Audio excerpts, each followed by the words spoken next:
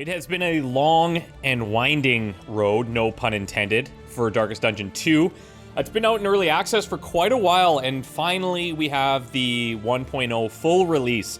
I dabbled in it when it first launched in early access, and I've been extremely patient to wait for this exact moment. So I'm very excited to have everybody in our party totally 100% survive all the time. Nothing bad could happen. What could go wrong? If you've never played Darkest Dungeon, this is a roguelike turn-based tactical game. And Darkest Dungeon 2 is quite a bit different from Darkest Dungeon 1. This is more about kind of individual runs and meta progression, whereas the first one was about amassing like a huge roster and managing all of that to try to get to the end. So I'm very excited to see what they've done here, and I'll be learning a lot of things as we go.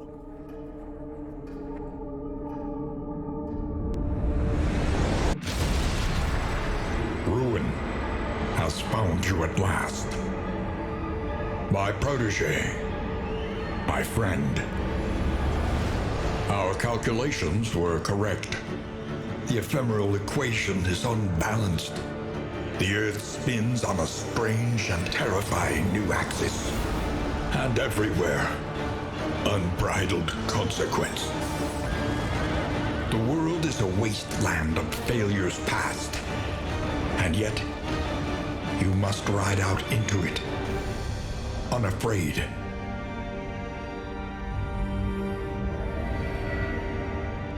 Take this. It is hope, the very last of it.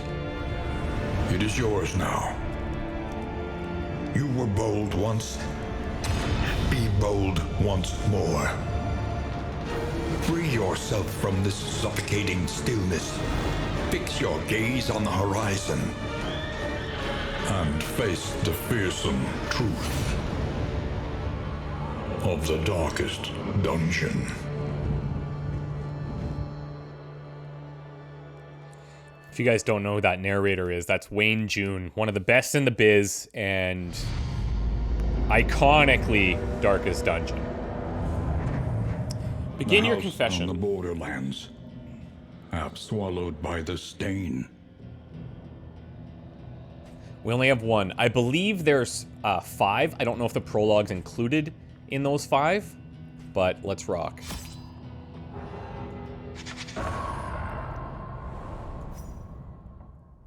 So we're gonna get some tutorials here, I believe. The Stagecoach is your carriage, coffin, and confessional. Press W to order it forward, S to halt it. You can steer it to fine-tune it with A and D if you want. Stagecoach view with Z, this shows what items are currently installed, as well as current armor and wheels. Stagecoach items can only be changed at the Wainwright, who is present at each inn. The Wainwright can also repair the armor and wheels for a fee.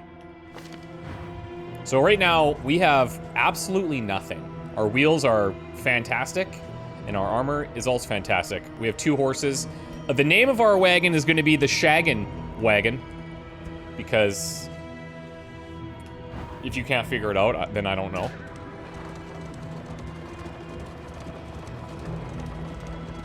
So, if you had only played... I know failure well. I glimpsed it lurking at the ragged edges of your mind. I watched its venom spread through the veins of the world, and I trembled at its terrible reverberations. If you'd only played the first Darkest Dungeon, this seems weird. Wait for the lantern's light, and welcome what help may come. Loathing, failure, regret, disgrace. These are all the words that were like right under my high school yearbook photo. So that's weird. The party. 4 heroes now join on this expedition. Your salvation rides with them. Party creation. Drag or double-click hero portraits to assemble your party of 4 heroes. The hero in the rightmost position of your roster will be the first in the combat line. So we have to unlock a bunch of heroes. As you can see, we only have access to 4. But this starting lineup, these are people you would be familiar with if you've played Darkest Dungeon.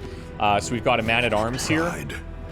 more devastating than the horrors of 100 campaigns. And if you guys would like to join my party, please leave me a suggestion for a name down below, and I'll be looking at this list whenever we have to replace somebody. I'll try to pull from that. So for now, until I get some names, we'll maybe just randomize these a couple of times. Mammer the Man-at-Arms, yep. We've got a Highwayman. Harried, a fugitive seeking to outpace the past. We'll keep Dismas, because when you first start Darkest Dungeon 1, he comes in with, I believe, a Crusader, and it's Dismas and that guy that you kind of run with for a little while. This gives you a nice little summary of what they're good at.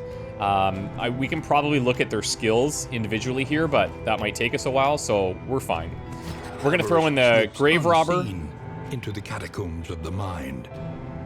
Now you can also see here there's some goals. I think these are related to candles that we're earning. If you visit the Hoarder 2 times with her, goal here, enter the Sprawl. Candle goal here, land the killing blow on 2+ pillagers, that's fine. There's also these. To seek is to find, you get a candle when you reach the second inn. We're gonna learn about all of this stuff at some point. Audrey, let's roll this. Grave Robber Summers, not bad. Braun. Come on, give me something that lands. I want it to be like, yeah, that's the one, you know? Come on now, hit me. Blumenthal. You know what? Absolutely. Plague Doctor. Now, this is a stock name as well. We could keep it, but let's roll it. Kemp. Yeah, let's go Kemp the Plague Doctor. And again, I will change these for when you guys give me some suggestions. Stains the surgeon's hands. So this guy's more of a melee fighter. He hits the front, basically. And if you've never played, I'm not gonna like fully explain all tutorial stuff, but these are the ranks that they kind of perform best in. With this group, these two can kind of shift around between first and second rank, and it's not too much of a problem. And then it's also showing you here the larger filled circles are their best targets, and then it gets progressively weaker for him. Our Highwayman Dismas, he's better in second and third. And he's better against second and third positions. Our Grave Robbers, generally more towards the back line, deals best with second and third positions. Some skills are only available in certain positions as well. Plague Doctor, definitely in the back, and really good at dealing Blight, which is some good damage over time. We probably have a heal, yeah, Battlefield Medicine. Can use it 3 times. So yeah, this is good. Let's rock and roll.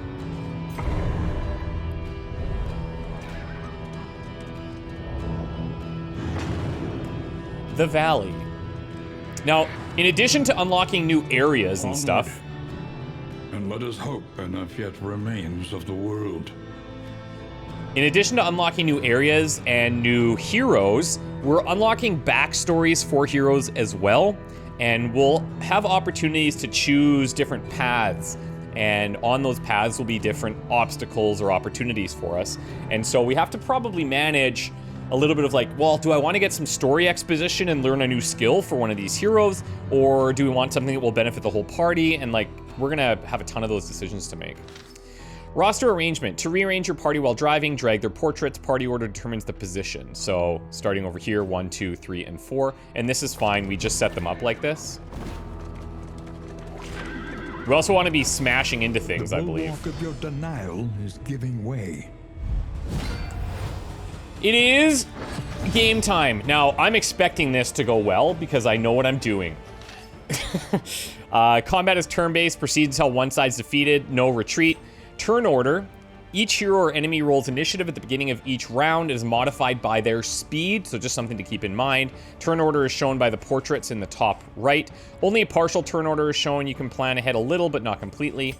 On a hero's turn, you may first use a combat item. If they have one equipped, that's a free action. Then you can use a hero skill normally. Either way, left click on the item or skill. And you may also use 1 through 7 for the corresponding skill. Skills can only be used if the hero is in the correct launch rank. They can only be used against valid enemies in the correct target rank. Some skills can target multiple enemies at a time. These are AoE skills. In addition to doing damage, skills can cause a variety of effects. Most of these effects are shown by tokens, which are just little status effect things you can hover on.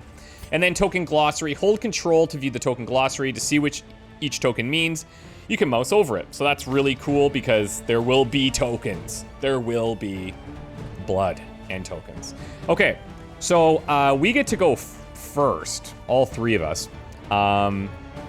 So if you take a look here in the bottom left, it shows their damage and their crit. If they're marked, which I believe that little skull is, oh, this is a combo, which is kind of like marked from the first game, triggers additional skill effects when targeted. So if you have this skull on somebody, then she gets an extra 50% crit chance. This is the most damage, and it ignores any shields that they might have. This one has a little bit more crit, ignores riposte when we are, I think, stealthed, yep. And 50% crit when the target is marked.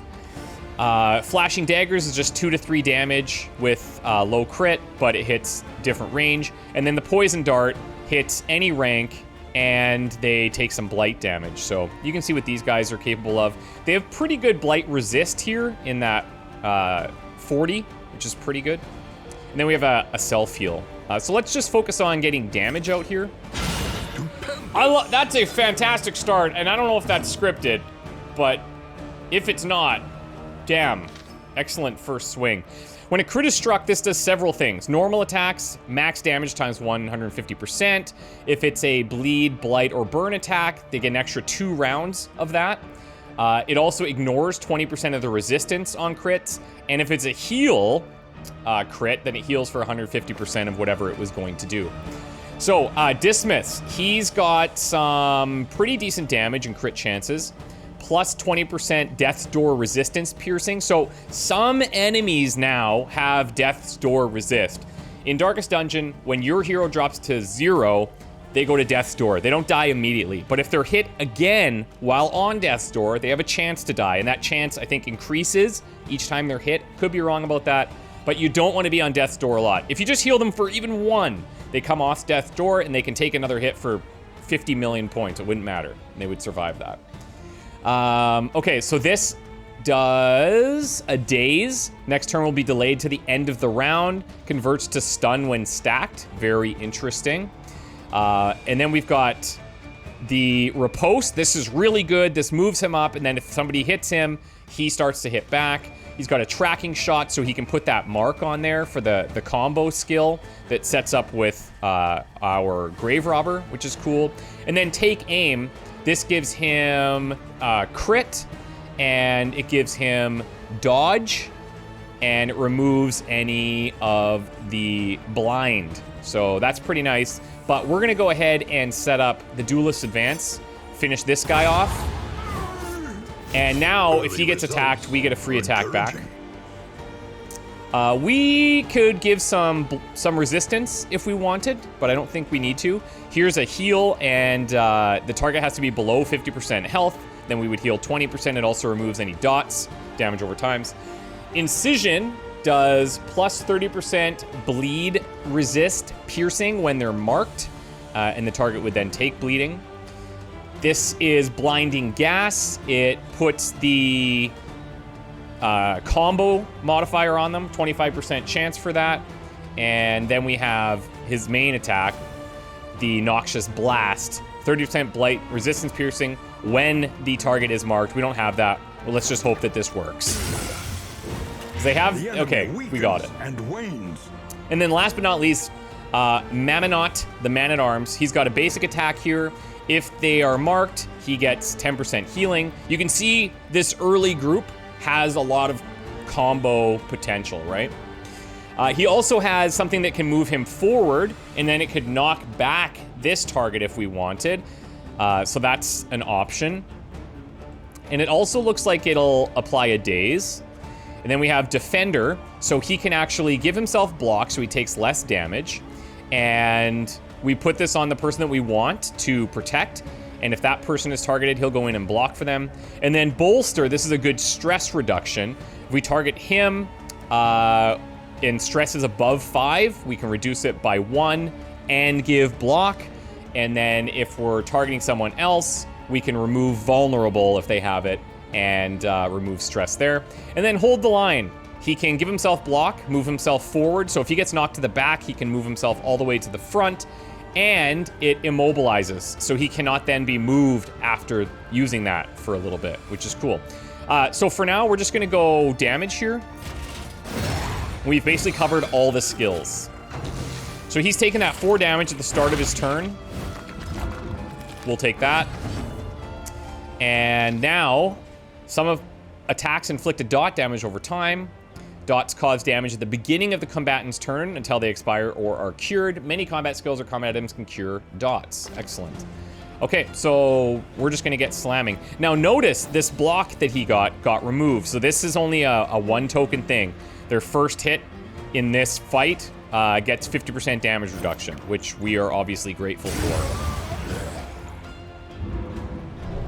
Okay, sick. Search every shadow. There is a little light here.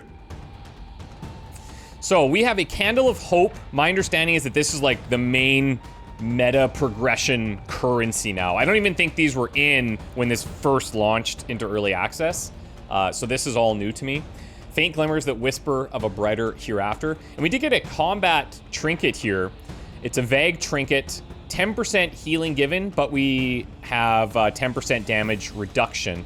So realistically, we probably want to give that to our Plague Doctor. Are you shaken? There is so much worse. Okay, so we're limited in how many items we can carry. Press I to view what we have. We can stack certain things. Some items stack. Use the inventory tab filters to see each type. Some Stagecoach items increase stacking limits. Treasures, trinkets, combat items, items, Stagecoach items will all help you on your quest. You're also going to find relics, baubles, and mastery, which can be used to purchase supplies from vendors or upgrade your hero's skills. Each hero may equip up to 2 trinkets in these slots. Trinkets confer bonuses or special abilities that can drastically improve a hero. Trinkets may be removed or swapped when outside of combat. Open the inventory and select the trinket filter to see only trinkets, then drag it from your inventory to an empty hero slot to equip it. So, let's do that, shall we? We're gonna give you the extra healing because of battlefield medicine. And it's not a huge deal. We're mostly wanting this damage over time stuff from Kemp anyways, so not a huge issue there. And I'm just eyeing my Discord now, and I have some submissions for Patreon people that I had asked, and we have names. So I'm gonna put in Sigismund here, our man-at-arms, and we can go, we'll maybe do Dismas last. We'll put in Beardo here for our grave robber. And that's good for right now. Okay, let's roll. So I think we want to be hitting these because we can find stuff inside like this. Slime mold, that's great. So we can heal. Love good slime mold. Okay, so these are encounters. During encounters such as this one, you must pick one of the choices by holding on one of your heroes. The results will be previewed at the bottom of the screen. Heroes often have vastly different opinions about how a given encounter should be resolved. When choosing a hero's response, any heroes that agree with the acting hero will have their mutual affinity increased, a gold glow. Any hero that disagrees will have their mutual affinity decreased, a blue glow. Gold good, blue bad. Citizens' encounters bring the heroes face to face with the downtrodden local populace. These forlorn creatures are in need of help and often have valuable supplies to offer in return. Helping the locals is the best way to restore the flame. This is the flame up here. Okay, so what do you guys need? We have 2 options here, I guess. And it says we can hold Alt. Is that what that was? Yeah, so it shows down here what specifically is going to happen. We can get a trinket or we can get supplies. Both are going to increase flame, and both of these guys are going to seemingly agree with either decision. Let's go for trinkets in this scenario. And she agreed, so you can see she got that buff there. We got 100 flame, excellent, and we got a minor gilded mind. So this gives stress resist, death blow resist, but it doesn't, but it removes something. What is that one? I think maybe movement. Let's look here. Debuff resist. Okay, so it removes that a little bit. And if we look through here, she has 30 debuff resist. So she could probably spare a reduction there.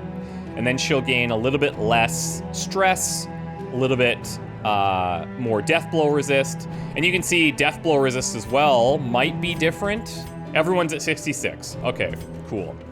Let's do this on her. And yeah, we're getting some of this from the flame as well. Something to keep in mind. Okay, cool.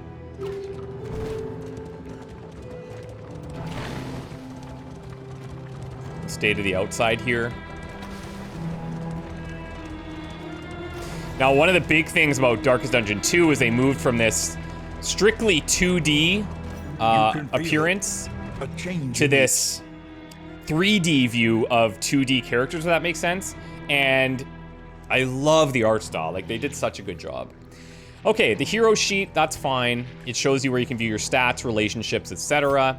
Mouse over any stat to view a tooltip, that's cool. Now, relationships are important. I remember when we first played this like 2 years ago in early access, relationships seemed OP. I don't know if that's still the case, but it seems very important. I'm gonna focus on this a lot. This shows you their current affinity or relationship with each other hero. Lots of affinity pips means that the heroes are on friendly terms. Few pips mean that they're unfriendly. This determines the chance of relationships forming at the next inn. They can also have quirks. They're positive or negative personality traits. Quirks with this little icon are rare. Negative quirks can be treated at the field hospital. Positive quirks can be reinforced or locked in place there as well. Combat skills. Now this tab shows the hero's combat skills. Right now, they have what they have, and that's it. You can equip 5 skills at a time, and there's a dedicated 6th slot for combat items. Each hero has 11 skills that may eventually be unlocked. So that is a lot of different playstyles per individual hero. That's cool. To change which combat items are equipped, you can click on each skill to toggle it on or off. Or combat skills, I should say. You can have 5 skills equipped at once. If the hero only has 5, you must visit Shrines of Reflection, that's what I was mentioning earlier, to unlock more skills. And then that also gives us a little more backstory into that individual character archetype, which is sweet. Hero conditions. This tab shows any conditions present on the hero. Conditions are usually long-term buffs or debuffs that result from in-item use.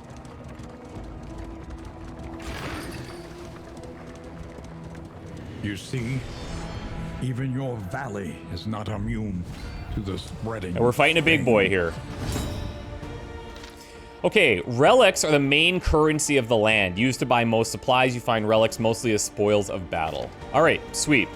So, this guy's blind. That's nice. He's also the weakest of the group, I can tell you that right now.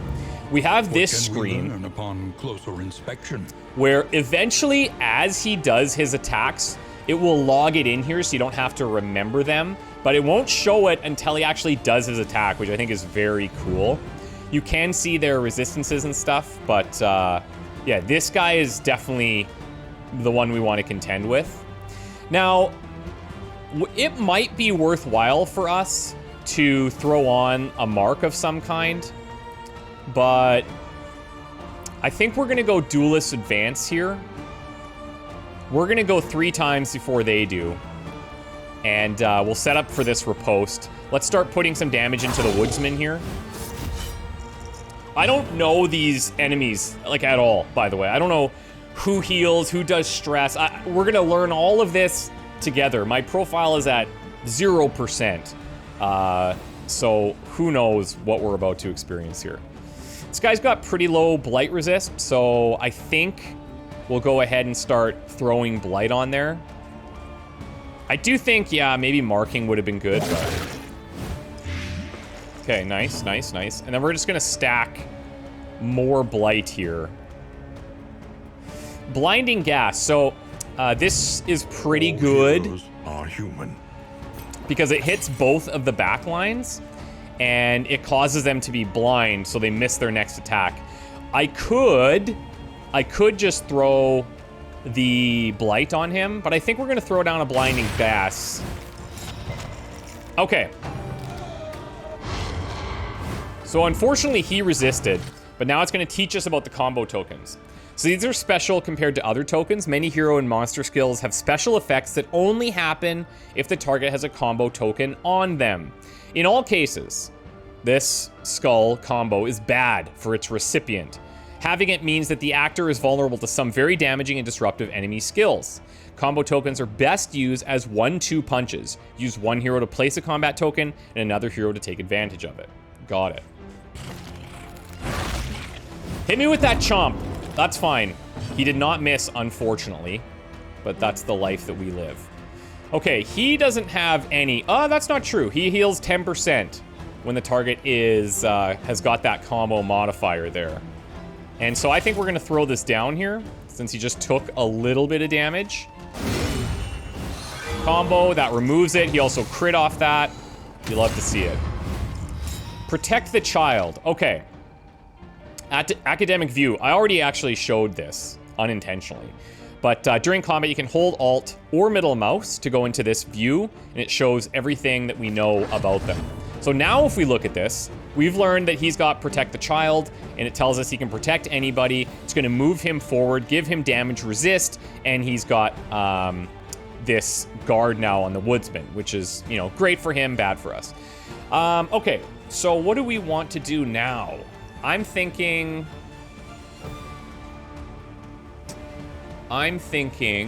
we could stack more Blight. And that might be wise because he's taking reduced damage, so we're going to get full damage on damage over time, but this is just specific hits. See how it's reduced from 2 to 1 there? So now he's taking 4 damage for 3 turns. We still have Riposte. We have two of those.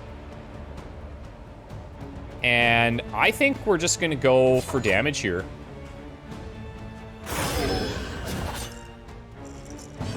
Just hit the big boy as much as we can. We could look to knock him back.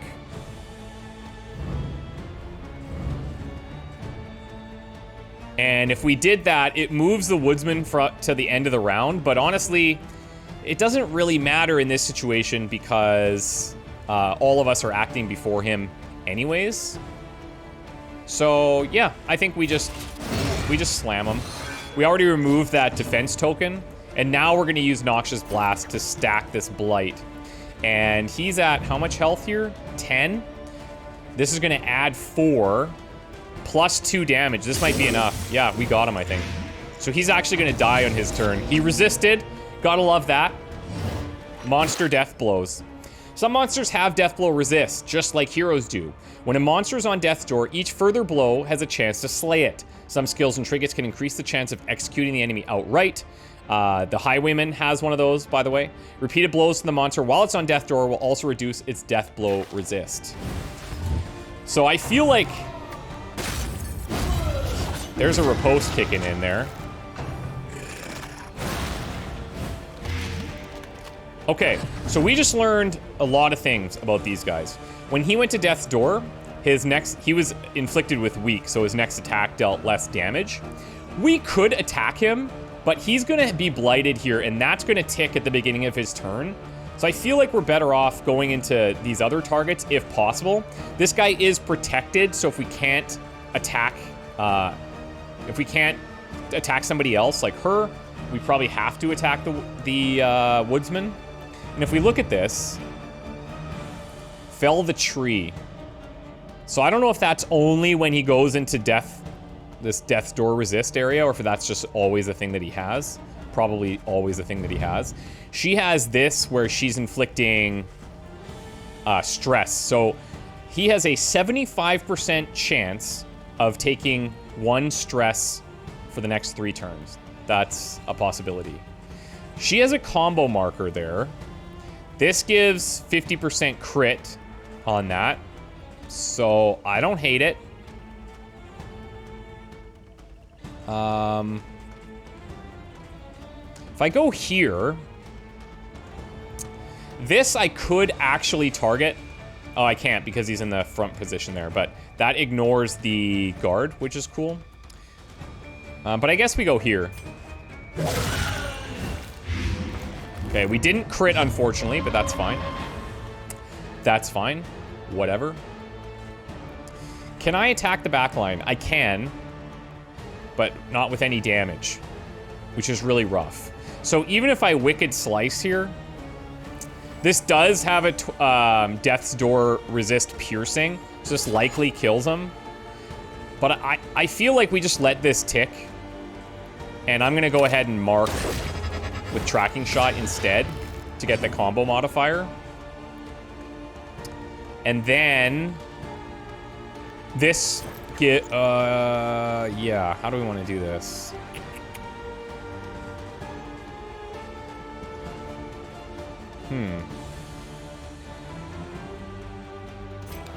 Let's just do a blind here. Okay. And with Sigismund, I don't really have a choice. We can only attack these front two. So he resisted again. Gruesome Reflection.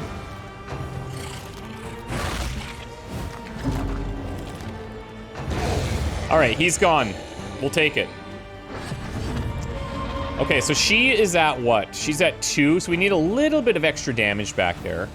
I can't target her with him because we're in first position. If we were moving him back, then cool, but we don't need to do that right now. We're just gonna go Wicked Slice there. And then we'll go 50% crit. We actually don't even need that, but either way, we just need like 1 damage here. All right, we'll take that. You can see when we get crits, other nice things happen, like stress reduction, etc. We're not going to knock him back here because I want to make sure we can keep targeting him. Oh, there it is, baby. Nice crit. We'll take it. In this weighty gloom, a spark. As we go, we'll consistently move much faster through combat once we get the hang of how all of our abilities work and what the enemies are that we're running into. This is a combat item called Burn Salve. It's a concoction, removes burning and heals for 10%. Yep, I like that. So we talk about our combat items. Resupply await you. Those go into here. Let's throw this in. And that's fine. We'll give it to him. He's most likely to have these things. Hero goal is complete. Okay. So we can bring this up at any time, I guess. Visit the Hoarder, enter the Sprawl, land the Killing Blow on Pillagers. This is something we can maybe focus on here. This was kind of accidental, but let's try and get his hero goal next. So we need kills with Sigismund. We learned about combat items, so let's roll. Shows you roughly how far you are from the inns.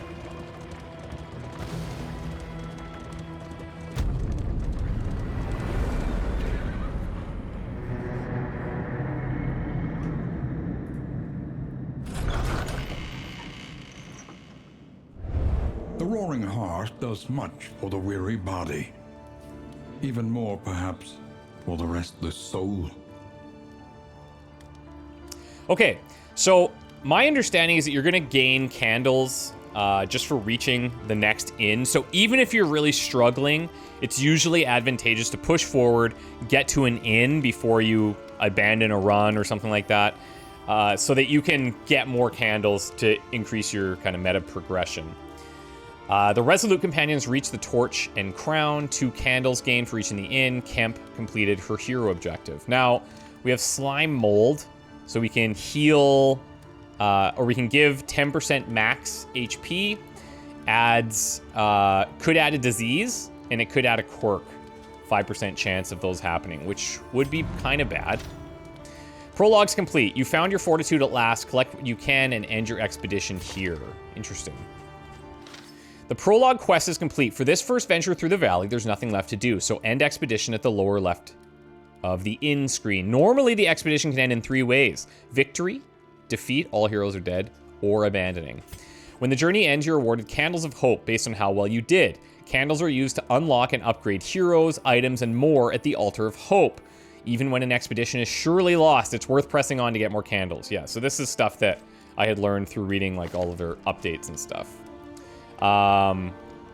Let's just throw this on him because we can. Why not? And end expedition. Shall we continue? Or is the lesson too demanding? No, this prologue lesson was not too demanding. We probably could have got some more out of hero goals and stuff, but no sweat. That's what we got to do for this one. Knowledge. Ending early. At any point, you can end the expedition and collect your Candles of Hope. During normal expeditions, making it to the next inn is usually worth the effort because it will award significant additional candles. And experience. Twin yardsticks of progress. So a lot of these things were obviously impossible to get because of the prologue aspect. We got 7 candles.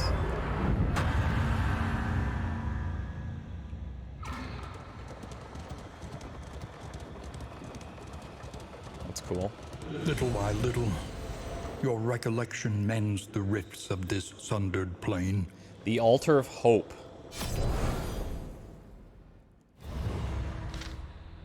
Each expedition, you earn Candles of Hope. The altars where you spend those candles to unlock new classes, items, pets, and more. For the first visit, you must visit the working fields.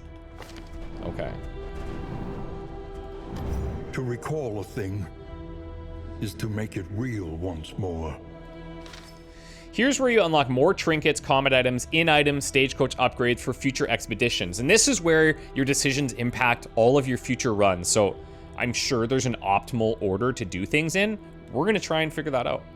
It's vital to continue unlocking items, so spend some candles here wherever you can, or whenever you can. Each item unlocked at this altar is also immediately granted into your inventory for this current expedition. Oh, that's cool. That's cool. I think trinkets probably the most valuable out of these. In-items, stagecoach items, combat items. Trinkets are things that are generally giving you buffs with some maybe minor trade-offs. Fate's Foreteller will help us diagnose the world's affliction and overcome it. Okay, so gain on bleed, blight, burn, resist, heals 20%. So I could just slam these all into trinkets if I wanted to. Let's maybe go for a stagecoach item. Every twinkling recollection. Extra damage in the tangle. At our disposal. Stagecoach items are essentially trinkets for your stagecoach and provide valuable powers and bonuses. They can only be mounted or removed at the Wainwright, who's at each inn. Your stagecoach only has a limited number of slots for equipment, but more can be unlocked at the Altar of Hope.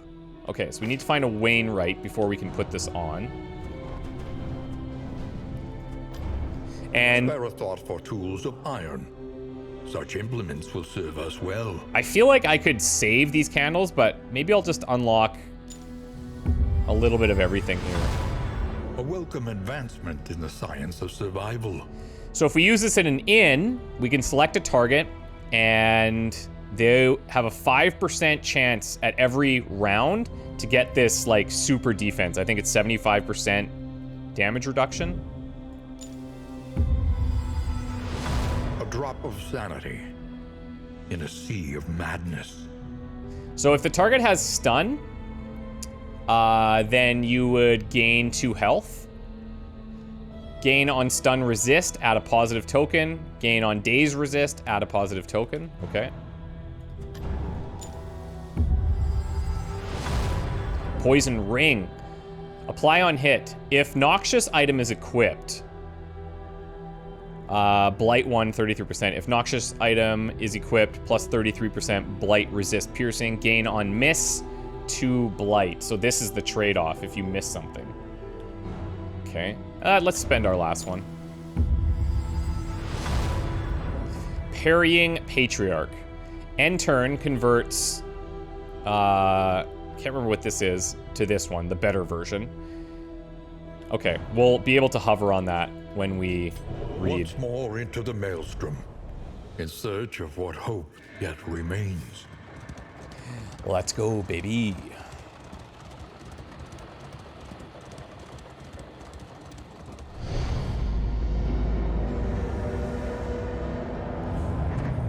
the seat of your denial. Yeah, okay, so there's 5 outside the prologue. Murky gloaming. So, this is how a run begins, is you pick this confession, I guess. We sign it. The shackles of denial must be destroyed.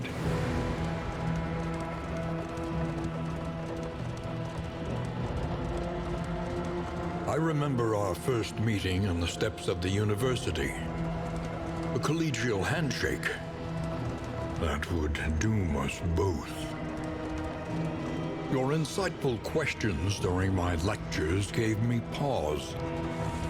And I recognized in you something of a kindred spirit. Despite our differences in age and position, we shared a keen fascination for archaeology, folklore, and, of course, occultism. The crossroads. Wait by the lantern's light, and welcome what help may come. Okay, so, we can unlock these at the Altar of Hope next time we reach them, I would assume. But we're gonna end up taking the same party here. More devastating than the horrors of 100 campaigns.